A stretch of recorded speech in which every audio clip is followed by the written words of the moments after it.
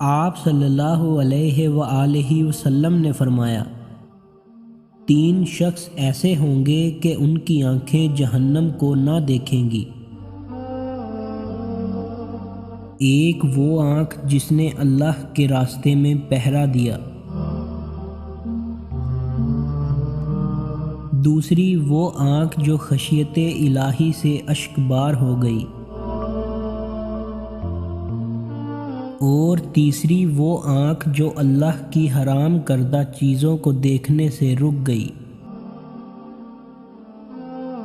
اگر آپ کو ہماری ویڈیو اچھی لگی ہو تو اس طرح کی اور اسلامک ویڈیوز دیکھنے کے لیے ہمارے چینل کو سبسکرائب کر دیں اور ویڈیو کو لائک بھی کر دیں۔